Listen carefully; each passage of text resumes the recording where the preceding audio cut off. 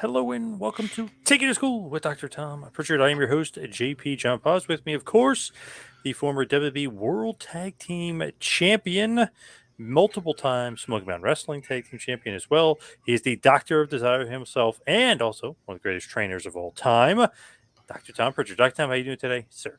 I still think we ought to do the Hawaiian Pine, Cat Eye Scrying, John Paz, and Dr. Tom. I still think we need to have some kind of rap going into that, man. The Hawaiian So, Lion, the Lion, Hawaiian Lion, yeah, the podcast Lion, the yeah. podcast Crying, or whatever it is. I don't know, man. I'm doing great. It's just, I think everybody's suffering from the same thing around the country, but everybody's doing great. What is going on in the world of the JPWA? Wow, we have some guys from England. We have two from England, two guys from England, two ladies from England, one from France, and the rest from all over the United States. We have like 12 people in JPWA right now, training hard, training in this summertime heat. They're staying hydrated and got to work a show for Joe Kazana Promotions this past weekend in Carnes, right outside of Knoxville, Tennessee, Hardin Valley area, and doing good. Everybody's doing good. Ibsen, the best. I met Ibsen at Droz's memorial, so it's good to finally meet Ibsen. Ibsen, how you doing? And Brother Brucey, he met as Yeah, well, was over there. I Yeah, met him. nice. I met him for once. Yes, Yep. I Yes, you did. did. Jason, hello, Dr. Tom. Mr. John, hope you were doing well. Jason, hope you're doing well. Yeah, we're doing good. I'm doing great. I don't know about your side, but I'm doing great. Yeah, very good. Very good. Can't Been been complain. been some busy weeks, man. I like it when it's busy. Charles, favorite podcast team. Thank you, Charles. Nice. Well, that's awesome. And of course, Barbara. Hello, Dr. Tom. Is this live? Yes, it is live. This is it. She always says she's late, but she's not late. She's not late. I keep trying to reassure Barbara she's not late. If anybody's late, it's us. We're Now, good. as far as hope you enjoy the gifts, Ibsen says. Oh, Very much so. Thank you, Ibsen. Yes. nice. All right. Nice. Now, I wanted to talk to you about, I know it's a few weeks ago, but I actually just was away. So now getting caught up. Adrian Adonis, Dark Side of the Ring. An interesting little factoid about you that you were telling me about that you actually were filmed for it, but I guess obviously they used you in other episodes, but they didn't use you for this episode in particular. No, no. I just had one story about Adrian outside the Checker Dome, and I guess it wasn't either appropriate or they had people talking about other stuff that was a little more poignant to the episode. But Yeah, I thought it was great, and it I think laid out the fact that Adrian was a tough guy, even though Danny Spivey and him had a fight. Supposedly Spivey came out on the winning side of it, but from what I remember about Adrian Adonis, uh, he was always a tough guy, and he was a hell of a worker too. Before he gained all that weight, but even when he gained all that weight, he could still work. He was like Buddy Rose in that sense, I think. Both guys were slimmer at one time and could really work, but they had that ability even when they gained all that weight. Buddy could still do the one arm push ups and take bumps and was a tremendous worker. So was Adrian. so what's the story at the Checker Dome? Well, Chavo Guerrero Sr., Tiger Conway Jr., and myself walked out with Adrian. We were going to give him a ride back to the hotel, and we all put our bags in the trunk, and Adrian lit up a joint. Took a big hit, and there was a cop that came out of nowhere and said, "Hey, you can't do that." And Adrian just went, "I got nothing." And the cop said, "Okay," and walked away. He used his Jedi mind trick. I swear to God. And if you would have told me that, and I wouldn't have seen it, I'd call you a liar because that sounded so fantastic back then, so ridiculous. And I was amazed. It really was. He took a big hit, and as he blew it out, the cop came over and he says, "I ain't got nothing." So that's what he did. And the cop let him go, let you guys go. He said, "Okay," and walked away. Yeah, Wow. Didn't do anything. Right. Could have been because it was Adrian. Could have been because he just didn't want to mess with the guy. I don't know. What promotion was this for? For Larry Matuzik. You remember Larry Matuzik? Yeah, yeah. Didn't he pass Okay, away a few so years ago? Yeah, this is quite a few years ago. Yes, yeah. but anyway, this was in the mid '80s, early '80s. After he tried to promote some after Sam Westbrook retired, and I was in Memphis. He booked me, Savage, Buddy Landell, a few other people on that show. Pretty good group of talent there.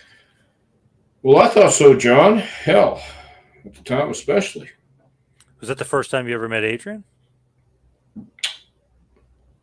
I want to say I met him in California, but it was in passing when he was coming back from Japan, I think.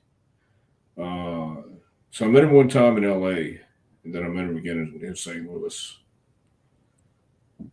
Barb wants to know: did Adrian Adonis try to take advantage of rookies? He thought Dan Spivey was a rookie. I never worked with Adrian, and I don't know that, but I know Spivey's a pretty tough guy, and Dan probably well, Dan obviously didn't take too kindly to Adrian trying to rough him up. So it wouldn't shock me if what they were saying on the dark side was true. Adrian would like to bully people and push his weight around, but I never had any problems. I was only around him a couple times. Now that fight, which they do talk about, even in his new book, "Flowers for Adrian" by John O'Lell, which is a great book, just came out. Okay, he said the Dark Side of the Ring is actually helping with sales of the book, which is good. But that fight with Spivey is interesting because it looked like he was taking advantage of. Well, as the story goes, taking advantage of. Then they wrestle again. Spivey's like, I got to wrestle this guy again. Like I'm not gonna be so respectful if he takes advantage of me.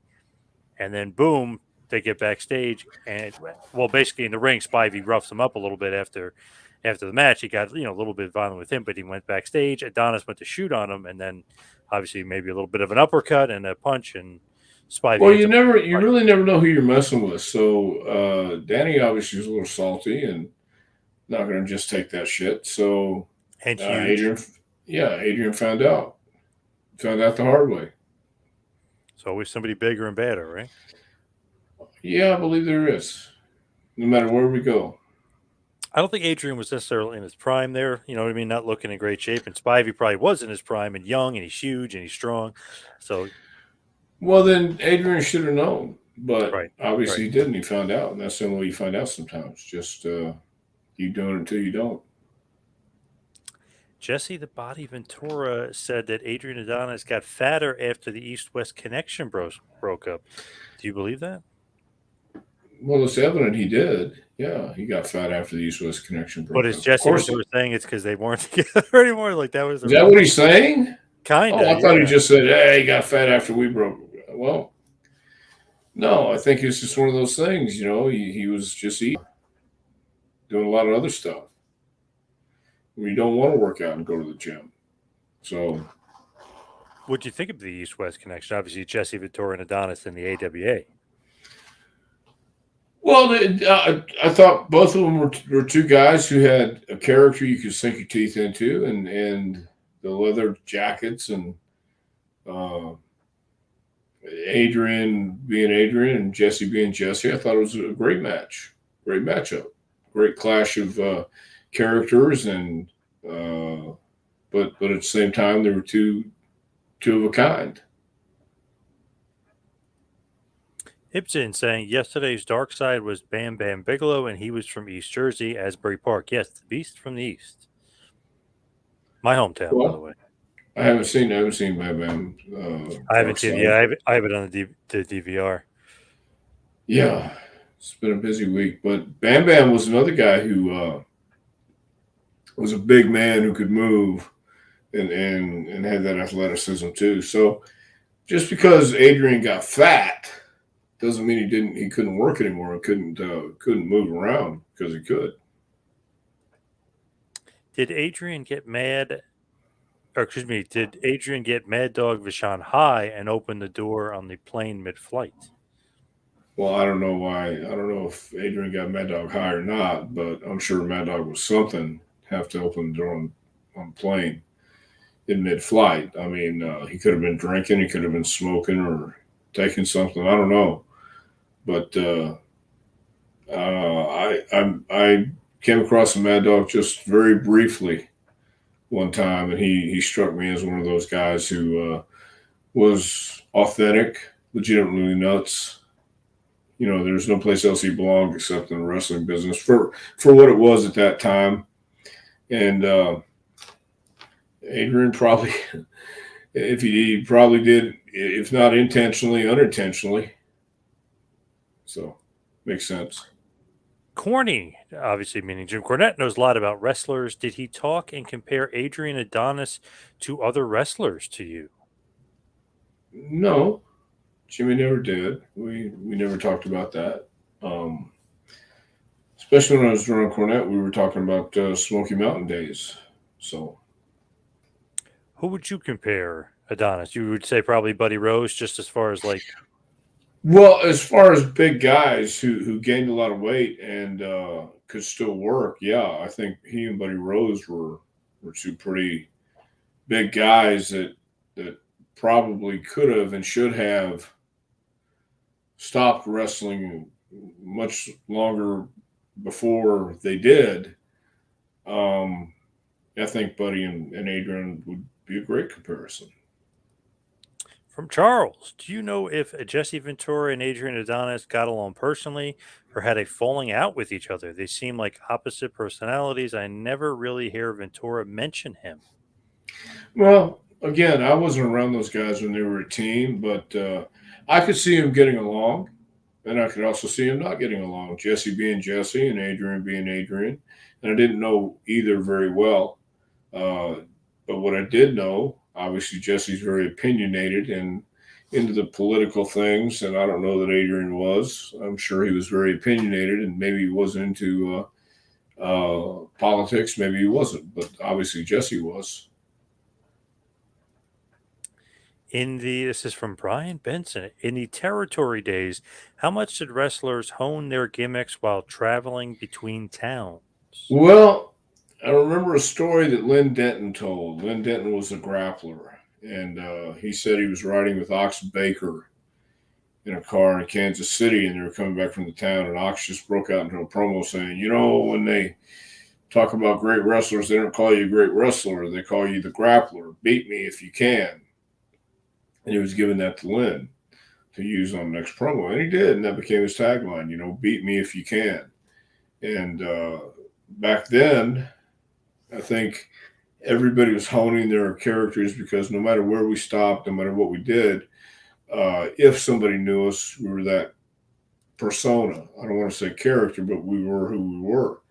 And in Alabama, that happened more often than around the Gulf Coast of Florida. It was that kind of vibe. Everybody was watching the TV, and you could go places. And like on the beach, they would it got used to seeing the guys. You know, the boys would go to the beach. We would kayfabe, but yeah, I think we're honing the character the whole time. But that's what you did back then too. Seemed like that was, think to pass the time. There's no phones, there's no internet. You know what I Right, mean? Like, definitely think to pass time and probably get better at honing your character and your gimmick those days right. than today.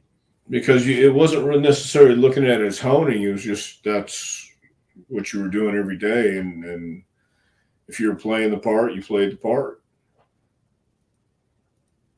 In Jesse's shoot interview, he said that he loved tagging with Adrian Well, Adonis. there you have it then. So he did like Adrian. And that makes sense. I mean, I could see both those guys because they were big guys that were having success and they understood the dichotomy of having uh, one be this and the other be that. So it was a great mixture of two two styles, very different, but great heels. You got to admit, Jesse and Adonis were both great heels, and you put them together, um, it would accentuate both, I think. He kind of reminds me of Mike Shaw. Interesting. Are we talking about the monk, Mike Shaw? Yeah, I think so. Yeah, Yeah, Friar. What was his name? Friar Ferguson. Is that Friar Ferguson, Mike Shaw? And what was his other name in Stampede? Maja Singh. What's that? Yeah, I never understood that gimmick. So I don't know. If you're saying he is in Adrian, I don't know that Adrian reminds me of Mike Shaw, but Ashton Booker as well.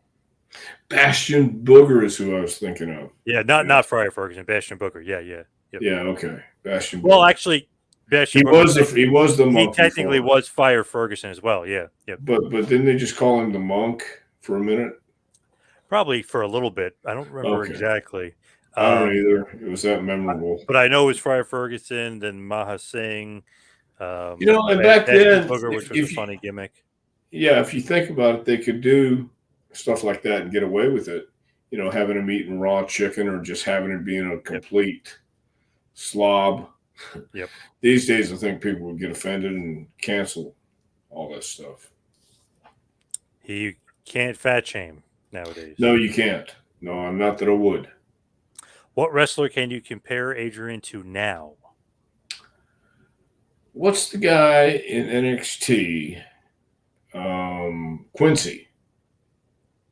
There's a guy in NXT who kind of reminded me of Adrian, bigger guy, kind of same kind of gimmick, I Yeah, think. feminine stuff. Yep, yep. Yeah, yeah. So that's the one I think comes closest for me. Roddy Piper told a story where Adrian told him to buy a house and have a family and settle down. Well, then if Piper liked and Piper and Adrian were good friends too. So if Piper was listening to Adrian, then I don't think he was so bad. His wife said he was a great husband, great father. Yeah, that's so So interesting. Like the Matt Bourne stuff, they're saying, oh, he's not that great of a husband and stuff. But then on the flip side, with Adrian Adonis, they're saying he was like the best husband, the best father. right. So I think it just He can goes turn it on and to off. sure, sure, and some guys could, some guys couldn't. So I'm glad Adrian could. And if Adrian told Piper to buy a house and settle down, and Piper did it, then there's another good deed going. Bastion Booger from Vanderstar. Yes, Yes. Bastion Booger. Nick says, hi, folks. Hello, Nick. Phil. Hello, Phil. How are you? Hope all's well. With one thinks on Adrian, what sticks out in the business? His promos, his matches? Well, I thought he did great promos. He was believable, but he did have some really good matches. Matches with Chavo Guerrero in Los Angeles, and gosh, I guess with Piper at WrestleMania, didn't he? Or Bruce Beefcake? I'm sorry, not Piper. No, it was Piper WrestleMania Was 3. Yep. okay, and then Piper, but would Beefcake come down and help cut the hair, right? Yep. Yep. Okay, so it was Piper. So and when I'm talking about a good match, I'm talking about just the entertainment value where you or I, let me say me, I'll speak for me, enjoyed the match because of the people involved and the storytelling, and I think Adrian was always great at that. Magazine Retriever says, I think the reason Bam Bam isn't in the WWE Hall of Fame is because he trashed Triple H for carrying the Click members' bags. Bam Bam was outspoken about the Click. Yes, he hated the Click, no doubt about it. Well, yeah. I mean, I don't know if that's the reason, but it wouldn't surprise me. Wouldn't surprise me a bit. Charles also was mentioning Bastion Booger. And then Craig, hello, Craig, said Muckin Singh. He was a born again Pakistani. There were a lot of Pakistanis in Western Canada. Okay, well then that makes sense. I didn't know the story there, but that makes sense. If he's a born again Pakistani, I don't know how that works, but I'm glad it did. I I'm love glad that he got to gimmick, do though. it. Yeah. Yes, exactly. Good night, Irene. I wonder if he's quoting the great Michael Chavello. Good night, Irene, after somebody gets knocked out in I MMA. thought that's what Adrian called his sleeper hold, No, or was it? yes, yes, Yeah, yes. That was sure, his finisher was Good night, Irene. of course. Tim Uh, Murdoch. yes. Barbara saying Adrian team with Chick Murdoch, WWF. Do you think those two got along and traveled together? Obviously, the I North South connection instead of I East can West, not I can North South. certainly see Murdoch and Adrian drinking beer and going down the road laughing and joking. Yes, I can. I sure can. Two big guys having a blast. So the AWA Tag Team Champions with the Torah as the East West connection, and then WWF Tag Team Champions as the North South connection with Murdoch. So you gotta love Yeah, that. yeah. I bet they had a good time. I mean, it's all what you make it, and it's better if you like your partner and um, enjoy going to work each night. It really is. Dell, great info here from Dell Mountain. He says the Friar Ferguson gimmick was actually changed to Bastion Booger because Vince McMahon got complaints from a Catholic organization. Interesting. Well, I can understand back then, especially. But can you imagine it flying now? Not a chance. No, nope. No. Dell, I think you got something on your chin. Oh yeah, Yeah, looked like a little Chucky doll with an injury. Actually, that's what it looked like. that's what I thought. Bret Hart, of course, said that Adrian Adonis would fit in any era of wrestling. Don't know if you agree. Do you agree?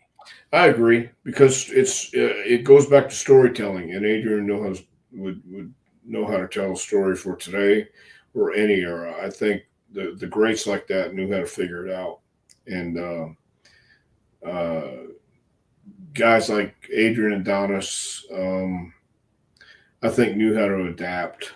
I would believe so.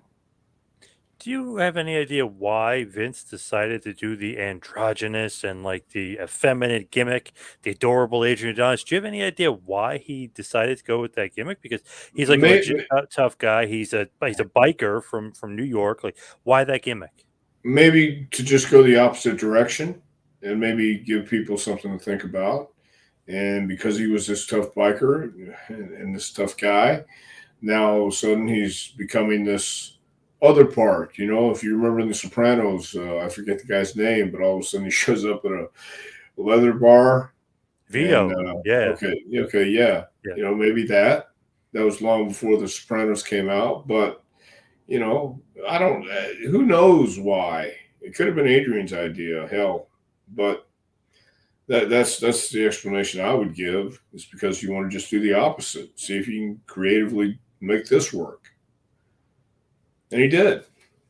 Crazy gimmick, and it's funny on one of the episodes, Vince. I think it's TNT Wrestling, it might be his flower shop where he's being interviewed. Vince asks him if he's gay. He goes, "Yeah, I'm gay." It's like, wow, I don't remember that at all, and I don't know if they were trying to really push that at all, and I don't remember them ever mentioning that again. But he actually says it on TV once. I don't remember that either. So, but I guess it just got him more heat. Nowadays, he'd be a babyface. Yep, So the crowd did not like him back then. Different no, times for sure. different times. I mean, Yes, obviously, he was a heel. He was cheating. He was bad mouthing the baby faces too. So it's not just the fact that he's playing like a gay character. It was also the fact that he was cheating and Jimmy Hart right. was his manager. So I mean, there's many reasons of why he was being booed and hated for sure. Yes, yes, and I can see why. And I know he did have a bunch of matches with Hogan, but he didn't have the feud with Hogan.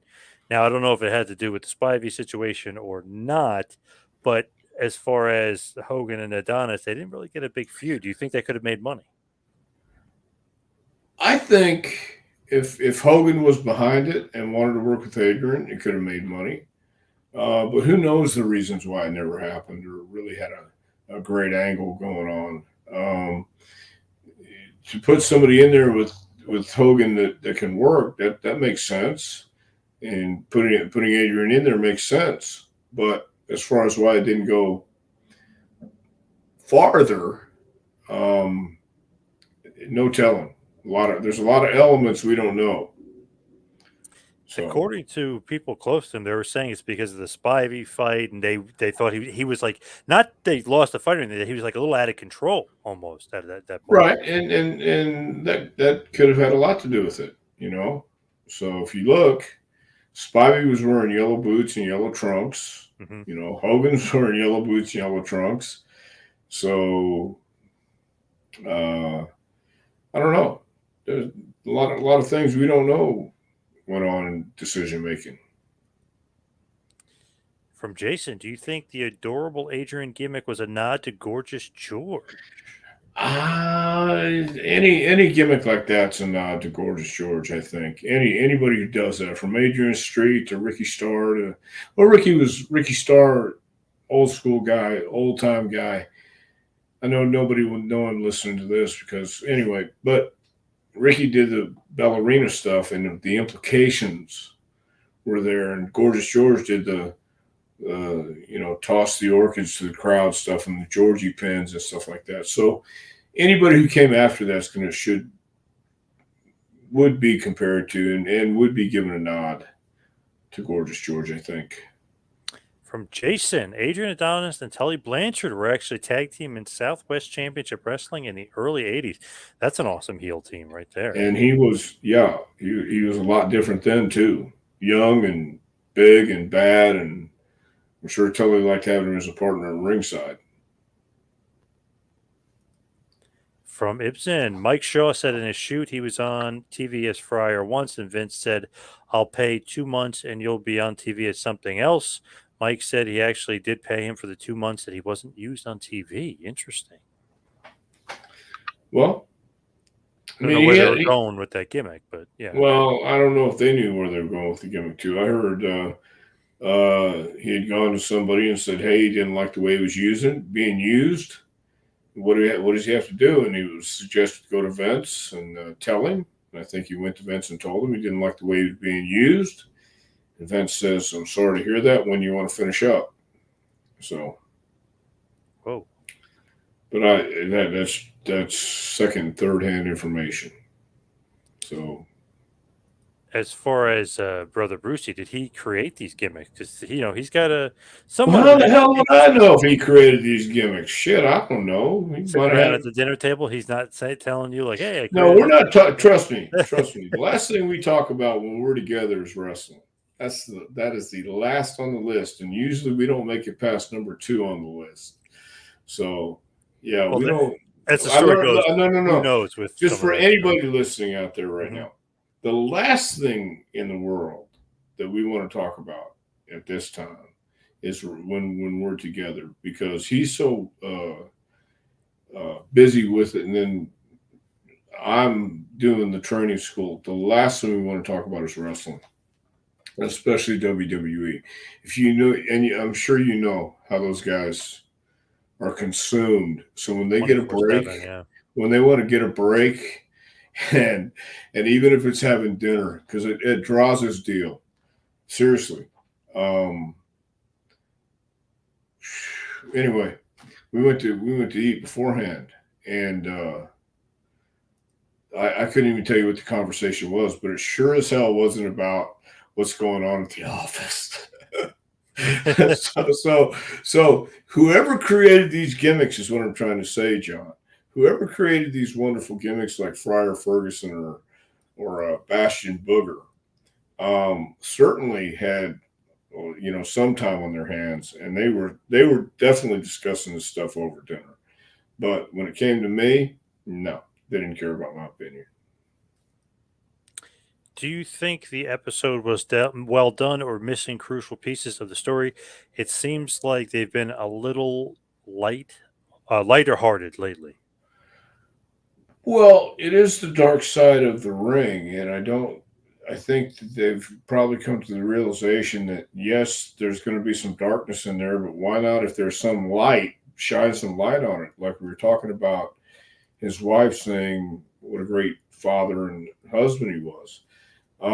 If that's lighter hearted, I'm all for it. If there's some good stuff in a story, I'm all for it. So I thought the episode was done pretty well. I had never heard the part about somebody coming and robbing them after the wreck. I didn't. That's the first time I'd ever heard that Right. there were some guys behind him that came in and robbed him. So I honest to God don't know, but that was, I guess, Pat Kelly's Hmm. story. Yep. Yeah. So But he also said they weren't drinking, and then the report was that they were drinking. So well, now it's been a few years, and he might have forgot. So we weren't there. We don't yep. know. I mean, Who I knows? wasn't there. Maybe. Did Adrian steal the gimmick from Exotic Adrian Street? Also, would that gimmick fly today? I don't know that the gimmick would fly today, and I don't know that he got it from Exotic Adrian Street, but it's possible. I mean, it's certainly possible. He got it from everybody. We go back to Gorgeous George, I think, wherever Adrian got his gimmick from. I'm sure somebody stole. Well, I do know for a fact that people have stole Adrian's gimmick too. I've talked to kids who've done Exotic Adrian Street or stole bits and pieces, but that's what everybody does. I mean, larceny is committed every day in wrestling. Somebody's stealing something from somebody. Vanderstar is saying Dalton Castle, who kind of does a similar gimmick. Possible. Yeah, that's cool. That's possible. I was thinking body type, but that's Oh, possible. yep, yep. Yeah. Oh, this is a good one. I can't believe I forgot this from Bastion Booger. He was Norman the Lunatic in WCW. Great Norman, gimmick. that's right, with the That teddy was his bear best and the gimmick. Yeah, that was his best yeah. gimmick. Well, that's how memorable it was. Or memorable. Is it Memorable. rememberable even a word? No, it's It is now. memorable. Yeah, Yes. rememberable. Do you think having an episode of quote unquote Dark Side made on an individual diminishes their chances of making the WWE Hall of Fame with their name being, tarnished? No, I don't think it has anything to do with it. Um, I really don't. I think it's just, you know, wrestling was so much different. Uh, Years ago, and the era that most of the Dark Side of the Ring guys grew up in um, was different than what it is today. It's like everything changes, and I don't know that I don't know that you can go back and chastise or crucify somebody for something that happened 40 years ago. People do it all the time, but you're a different person than you were 40 years ago. If you want to talk about Right. Yep. what what you've turned into and what you've done. So I think it's the last part of your life or whatever you do in your life. Um, Show me one person who's never made a mistake. Show me one person who's never screwed up, and you'll be. I'll show you nobody. I'll show you nothing. And so, I mean, I don't think it diminishes anybody at all. Let me just say it like that. I really don't think it diminishes anybody's chances of doing anything. It's just who for the Hall of Fame, who wants you to be in there, who's voting for you, who's pushing for you. I mean, that's what the Hall of Fame is. I think in any sport, you got sports that you have statistics that count. But in wrestling, let's look at it for what it is. How great of a draw you were. Well, if that's the case, I don't know who's not in there, but there's some great people. Ivan Koloff. Let's just say Ivan Koloff, the man who beat Bruno Sammartino. Why is Ivan Koloff not in the Hall of Fame, WWE Hall of Fame? Some issue with Vince, I'm sure, I think. I forget. But yeah, I don't know if he's You're part of the right lawsuit or because not, but I know there was a long-standing issue with Vince. right. So if that was to diminish it, then there's going to be a diminishing thing. But I don't think the dark side has a specific thing to do with it. The dark side of the ring episodes. How do you think Adrian Adonis' gimmick would have played at the Sportatorium in 1988? Riot causing? Question mark. B40, B40. Well, 88. That's Yeah, that's after the Von Erichs, right? Or they're about to head Or out. Yeah, they're winding about to down. head But yeah, out. Yeah, so yeah, that was after the wave. I don't know yep. how. Yeah, uh, Texas would have been a weird crowd. I don't know. I think he would have got over big, but they're a weird crowd, and they like their heels and they like their baby faces. They love to boo the heels and love to cheer the baby faces. So Tony Atlas last month online said that Adrian Adonis was the most disgusting person he knew. He never showered. Any truth to this?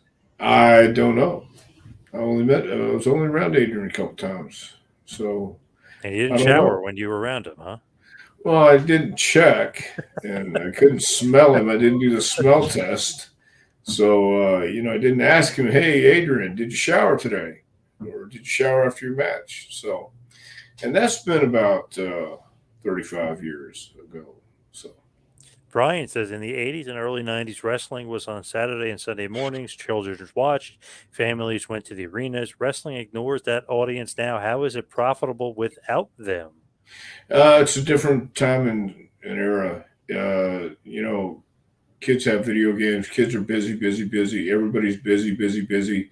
You have cable, you have streaming, you have all these digital uh, outlets, TikTok, Instagram, all this stuff. And to sit at a TV on Saturday and Sunday mornings or Saturday and Sunday afternoons when you have all this activity taking place, um, it's kind of hard to get people interested. That's why it's so important to have guys that know how to talk and cut promos, know how to tell a story in the ring, know how to look like stars, know how to be stars.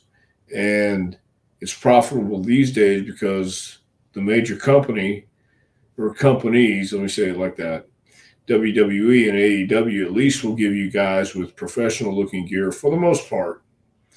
And I know WWE definitely has professional looking gear, guys who look like stars for the most part. And AEW tries to do the same thing. The production is incredible. Um, so I think that's how it's profitable. They're selling it not as a wrestling show, but as an event, as a spectacle, and it should be sold like that. To me, I looking back on it, I do this occasionally. I try to remember what got me into wrestling. Well, it wasn't necessarily a great headlock or a hammerlock. It was the gimmicks. It was the characters. It was the personas. It was the atmosphere, the vibe. When you would walk into the Sam Houston Coliseum, it was a big arena, and people could still smoke back then in the '70s, and you'd have cigarette smoke in the ring lights, and they shut the house lights off, and the lights would be on the ring. That was your full attention, and they had four sides to work in front of the guys. They had in Houston, they had two hard cameras just side by side. There were no handhelds back then. It was just two cameras. So the guys were working the crowd, and sometimes they would work the hard cameras, but for the most part, they were working as a house show. And it was a different mentality. It was a different presentation. It was presented as these guys are really having a contest, even though everybody knew they weren't. Some people still wanted to believe. These days, Vince and everybody has said, well, it is what it is, and we're cooperating and we're working together, and the outcomes are all predetermined. Not that there's anything wrong with that because they're still drawing some WWE is drawing some great houses. Um, I don't know how AEW does.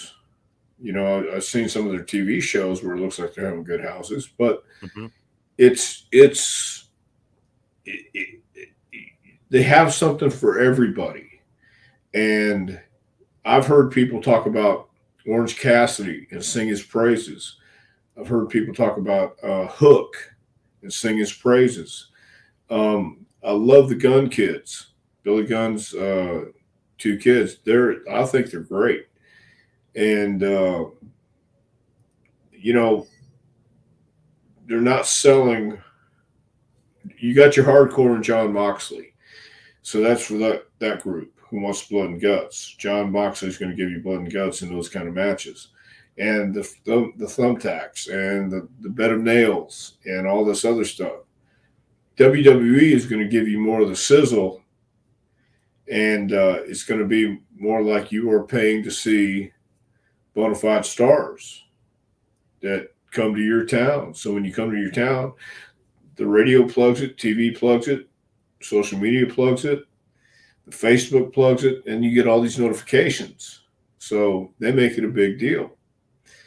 That's how they get profitable, because WWE and AEW believe they're a big deal and they sell it as such. How many tickets do they have sold to Wembley Stadium now, AEW? Somewhere between 65 and 70,000, I saw at So some that's point. not bad. No, That's it's pretty amazing. good.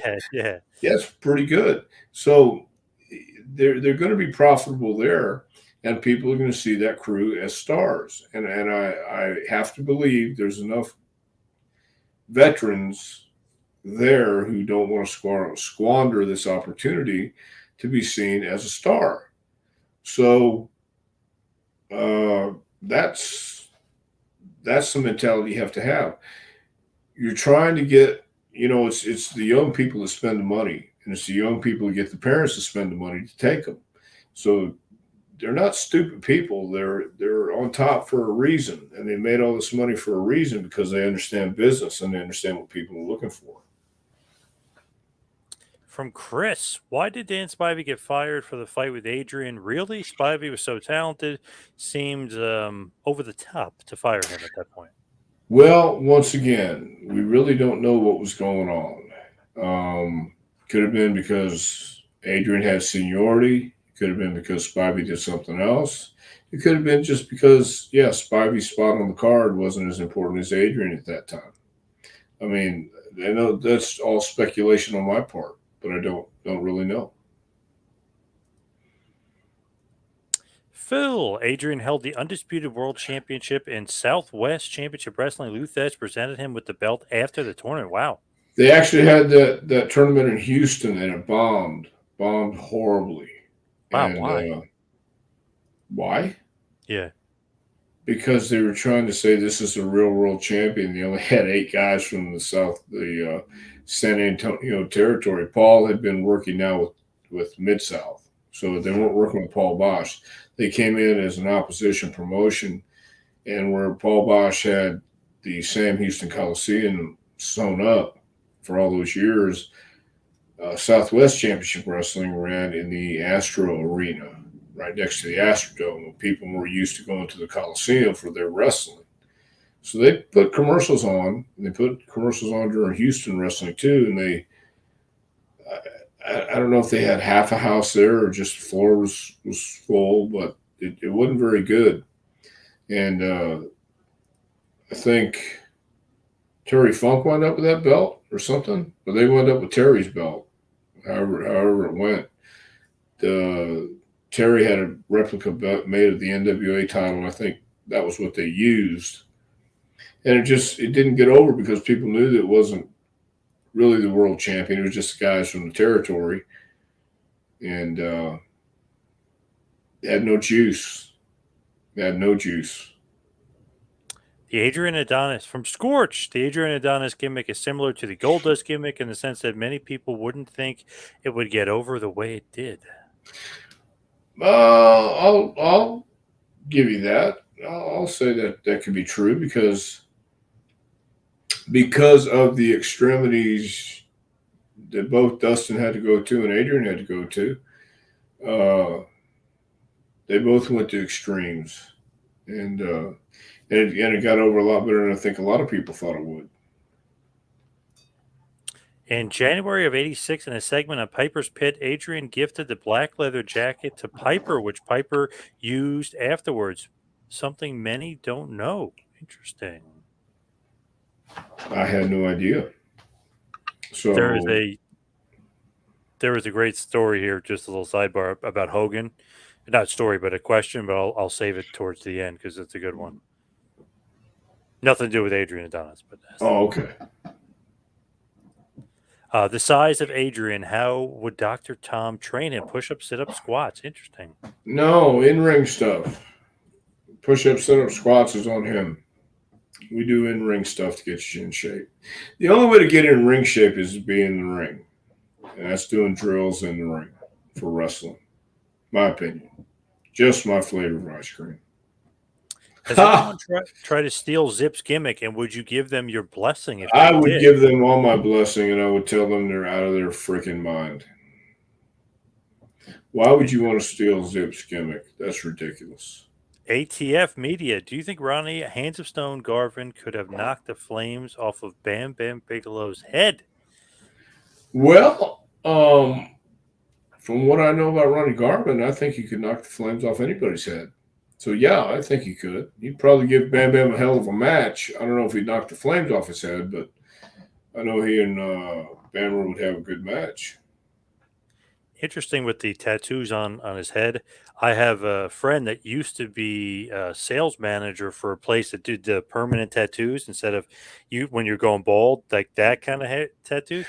LeBron Uh, James, interestingly enough, I was wondering. I was like, I thought he was bald, and all of a sudden, doesn't look bald. It's a hair tattoo. Didn't realize it's that. a hair tattoo because I heard someone. Kevin Hart. I watched Kevin Hart's Special. special. Yeah, when was it? Sometime whenever I got home last week, and he was talking about LeBron James was wearing a wig or what got the hair transplant. So, but it's a hair tattoo, huh? That's what I was told. Yes, interesting. Well, Yeah. makes sense. Not like Bam Bam though. I mean, obviously, we're talking about different head tattoos here for sure. I think it was Magazine great. says, in addition to Dark Side of the Ring, I also like to watch A&E's biography of various pro wrestlers. Do you watch A&E's biography? I'm trying to think of the last one I saw. It might have been Kane. So yeah, I've watched it. I've watched a couple of them, but I don't. Um, the last one I saw was Kane. Chris, nobody forgives and forgets like the McMahon family. It's all about timing and location and who's being talked about at the moment, I think. Sure, it is, but I think that's like that anywhere, any business, any company.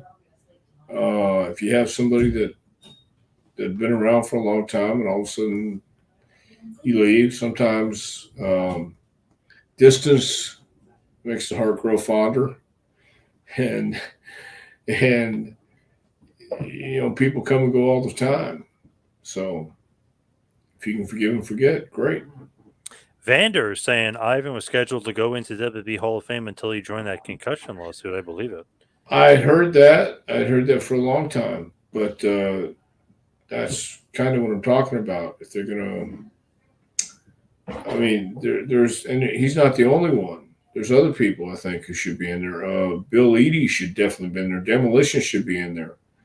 Um, why For not? sure. But they joined the concussion lawsuit. So and WWE is the ones who picks and chooses and have people suggest names, things like that. In Stampede Wrestling, Biff Willington beat the undercard guys. He lost to the top guys. How important is it like that to have, how important is to have a guy like that in the promotion? Well, it was important more so back then, but these days, I'm not so sure because you don't really have a territory. You have places where guys go and work, wrestle, and it's just a match. It doesn't lead to anything else. And then you have other places where it does lead to something else. To learn how to do that, you have to have guys to learn how to be be that guy like Biff Wellington. You have to have guys who understand the role, and that it's not easy to explain when you're not wrestling every week or every 2 weeks in the same place. It's a territory thing, and it was important to a promotion like that. But these days, there's no real consistent promotions where I think that would work. The Dan Spivey beating of Adrian Adonis sounds very similar to the Brian Pillman beating of Brick Bronski. There was a lot of facial damage in both incidents. Probably so. Two big boys. Probably so. Speaking of Ricky Starr, that's who I was named after, along with Gene Stanley. That's from Rick Brooks. Interesting. Well, would it be Ricky Stanley or Gene Starr? Good point. Yeah. I Yeah. guess it's I guess it's Rick Stanley. I'm guessing there. Right. Charles has a good point here. It's a shame there's no more Saturday morning superstars that miss the squash matches and the hype videos and the over the top pay per view ads. Seems like there's still a place for it today. There's a place for it for people like you and me, Charles. But I think we're in such a minority that they're trying to appeal to a wider audience, and they people want to see bigger, badder, faster, and more colors and more lights and more glitz and more sizzle, and rightfully so. I mean, if I go to pay to see a concert, for instance, if I pay to see Aerosmith's last run, I want to see Aerosmith's last run. And if I don't care if it's show number 23 or show number one, I want to see him give the same energy. And I want to see these guys come out and be superstars on stage. I want to see them become larger than life. And, the squash matches served the point, served the purpose. But these days, you can't do that because um, you have to have more of a spectacle, and it has to be uh, that star on stage that you can't be, you wouldn't be, and they're a different kind of human being. If you don't want to do that, then don't be a wrestler, don't be a rock star. From Dell, I like the classic match where Dan Spivey beats up an enhancement talent who refused to sell for him after roughing him up in the ring. Spivey punched him in the locker room as well, WCW Well, style. Yeah. yeah, yeah, and that's a way of teaching somebody a lesson, and it doesn't happen enough these days. I think there's guys in there who shouldn't be in there, and sometimes they need to be told, and that's one way of telling you you don't need to be in there. That was bad. And that guy was such a dope. I don't know what the hell he was doing when Right, Spivey beat the shit. It's like the guy was absolutely clueless. right, and that's what he was telling him when he was beating the shit out of him because instead of saying, "Hey, buddy, loosen up," or "Hey, buddy, you're an idiot," no, I'm going to knock you out, and that's what they're telling. Yeah, wrong That guy to should have know told something. him you don't belong here. Yeah, Do you think it's odd that Marty Jannetty is doing a promotional tour for a documentary on his downfall? That must be a first. So he's Marty's got the Dark doing. Side of the Ring, and he's doing a little promotional tour about Dark Side of the Ring, which Where is is going to he be about doing? him getting fired. I think just like I think he's just doing a couple shows and stuff. I think a Oh, couple signings and a couple so he's not doing it for interviews and Dark stuff. Side. No, no, no, just on his own, like to almost like promote it on its own. Okay. Strange. Oh, Get his name back out there, I guess. I don't know that it's odd because it's Marty, and I mean that in a good way because it's Marty. Where was the next question I saw here? Oh, it's from Barbara here. How is the Midnight Express in the whole? How is the Midnight Express not in the Hall of Fame? The Rock and Roll Right. Express is. How is this pairing? How is this Paving. not paving the way for them? Sorry. Well, once again, we don't know the particulars, but if Kevin Dunn and Jim Cornette don't get along, then uh, Kevin has a lot of say over the Hall of Fame, and he may not see it. In fact, I don't think he does. But I agree 100%. It's a crime that the Midnight Express and Jim Cornette are not in the Hall of Fame. I totally agree. And just to throw this one in there, the biggest miscarriage of justice is that Dr. Tom is not in the Hall of Fame. Well, I'll tell you, Barbara, I don't know that I had a Hall of Fame career, but I'm just happy as hell where I'm at now. But I appreciate that, Barbara. I don't think it's a miscarriage of justice at all. I just think that's the way it goes. Jace is saying, great answer. The guy was making light of Marty, not funny. Oh, Oh, well, okay. ATF, great question here. George South never wrestled Rocky King. Do you think that's because one of them would have to win a match for the first time in their life? No, I just think the matchmakers thought, no, we've got other guys for these guys to work with. And George South has won a couple matches, you know. Didn't I just see literally last week or 2 weeks ago he beat like Joey Janela or somebody on an indie show? I could have sworn he beat like a name guy. I gotta check that out on like an indie show, but this is like a few weeks ago. Yeah, I think he did. I mean, and George has been doing a great run in South Carolina. He's legendary in the Carolinas. Oh, And it was last month. He beat Joey Janela for AML down in oh, North okay, Carolina. Yeah, I was gonna right. say, yeah, I know he's won a pretty big star in that league for whatever reason. I mean, obviously George South's a legend. Yeah, George knows who. George knows what he's doing. That's for sure. Who was the best jobber, Mike Boyette or the Milkman, Jake Millman? By far, Mike Boyette.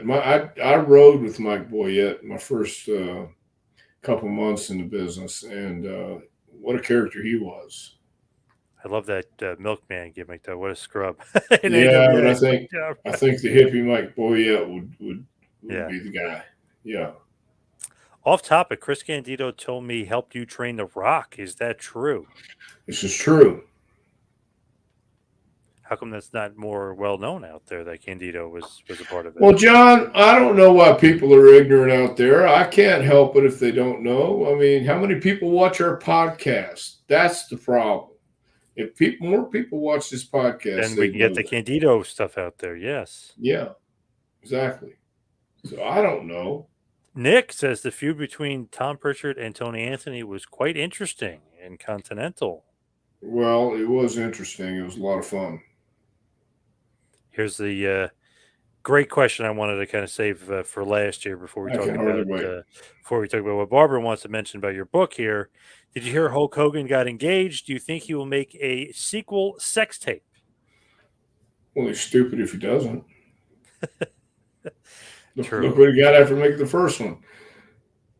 So, but they're no longer in business. So, Yeah, it's true. anyway, you could get this book right there in Barbara. your hot sweaty palms. I'm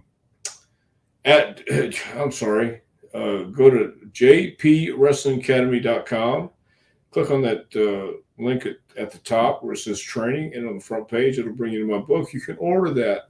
If you want an autographed copy, just email me at jpwrestlingacademy@gmail.com and ask for an autographed copy, and we'll get it out to you. Craig says, I never missed your podcast. It's the same day as Garbage Day where I live. LOL. Outstanding, Craig. That's a good way. That's a good way to remember it. Garbage and podcast. Nice. I like it. If it wasn't for Dr. Tom, we have no Rock today. Yes. Yeah. Yes. Yeah, I think we would. I think it would be okay though, Barbara. But thank you anyway. You can follow me on Twitter and Instagram at 2Man Power Trip. Check out the website tmptempire.com. You can follow Dr. Tom on Twitter at Dr. Tom Prichard. Dr. Tom, did you know that Jim Cornette once said Hulk Hogan is a household name, but so is garbage, and it stinks when it gets old as well?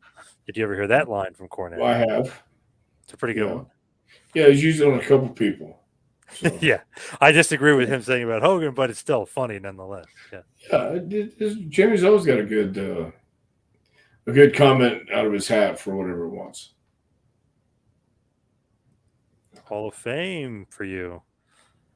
I'll get a book and an autograph. Yes. Oh, met you several times. Awesome. Yeah, well, that's great. Cool. Charles says thank you guys. Double cheese. For Jimmy Cornette. There was something in here. Oh, when was the last time you saw your brother's face? Because it was always buried in Vince's behind. That'll be the last. You saw him at the Draza's thing. He wasn't buried in Vince's behind. Thing. That's right. Right. Yeah.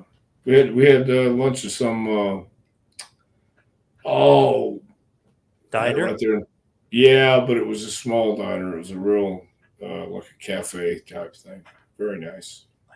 Anything else going on in your world? You know what, man? We're just doing JPWA. We're training every night, and these guys are doing great, and we're graduating pretty close. We have a German cooking show coming over and going to shoot a segment with us in September during the graduation, and looking forward to that too. So some cool stuff on the horizon. All right. Thank you, everybody, for tuning in. We'll see you right back here next week for a little Take It to School with Dr. Tom Prichard. We'll see you next week, folks.